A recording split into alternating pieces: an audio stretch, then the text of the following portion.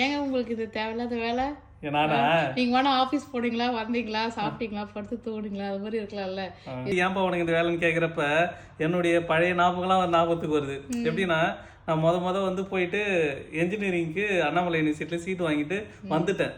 அப்போ எங்கள் ஊரில் ஒருத்தர், அவர் தான் எங்கள் ஊரில் கொஞ்சம் படிச்சவர் வச்சுக்கலாம், அவங்க வீட்டில் இருக்கிற எல்லாரையும் படிக்க வச்சவர் அவர் தான். அப்போ அவர் வந்து என்கிட்ட என்னப்பா டிபார்ட்மெண்ட் எடுத்துக்கிற அப்படின்னு கேட்டாரு.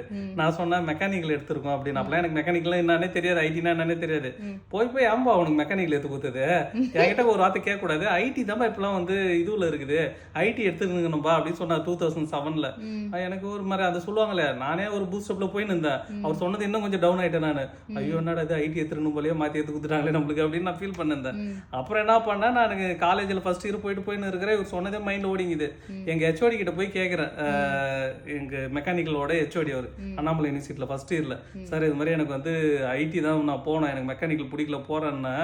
அப்போ அவர் என்ன சொன்னாரு, தம்பி இங்க பாரு, எந்த டிபார்ட்மெண்ட் ஒன்னாலும் படிக்கலாம், படிக்கிற டிபார்ட்மெண்ட்ல நீ ஒழுங்கா படிக்கிறேன்றதுதான் முக்கியம். நீ அதில் நம்பர் 1 இரு. நீ ஐடியா போனாலும் ஒழுங்கா படிக்கலாம், எவனும் வேலை கொடுக்க மாட்டான். மெக்கானிக்கல் படிச்சாலும் நீ வந்து நல்லா படிச்சனா உன்னை எவனாலும் எங்க ஒன்றாலும் தூக்கி போவான் அப்படின்னு சொன்னாரு.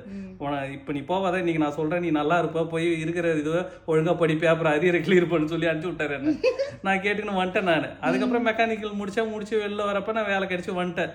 எனக்கு அப்பெல்லாம் நான் அவர் தான் நினைச்சு பார்ப்பேன், அன்னைக்கு அவர் ஐடின்னு சொன்னாரு, ஐடிக்கு போயிருந்தா என்ன நல்லா இருந்திருப்போமா இல்லை எப்படி இருந்திருப்போம்னு தெரியல.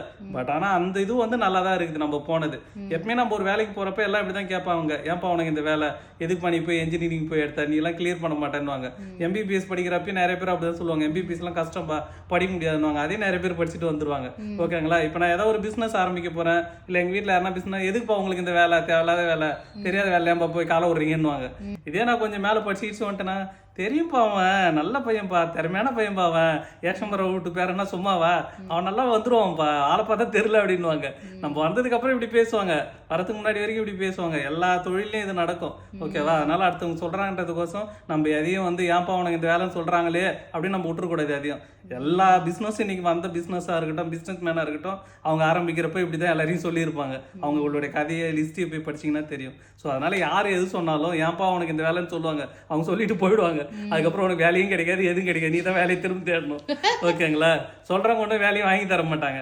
ஓகேங்களா. ஓகே மக்களே, இதை நான் எதுக்கு சொல்றேன்னா, உங்களுக்கு எந்த வேலை மனசுக்கு பிடிச்சிருக்கோ உங்களுக்கே தெரியும், இதெல்லாம் நம்ம நல்லா இருக்கிறோம், நம்மளுக்கு திறமையா இருக்கிறோன்ற வேலையை நீங்க விரும்பி செய்யுங்க. அது எந்த வேலை வேணாலும் இருக்கலாம். ஓகேங்களா. ஓகே மக்களே, நீங்களே இது மாதிரி ஏதாவது பிஸ்னஸ் ஆரம்பிக்கிறப்ப யாராவது ஏதாவது சொல்லியிருப்பாங்க, இல்லை புதுசாக ஒரு படிப்போ இல்லை எதாவது படிக்க போனாங்கன்னா சொல்லியிருப்பாங்க. அது மாதிரி உங்களுக்கு ஏதாவது அனுபவம் இருந்தால் அதையுமே கமெண்ட்ல சொல்லுங்கள்.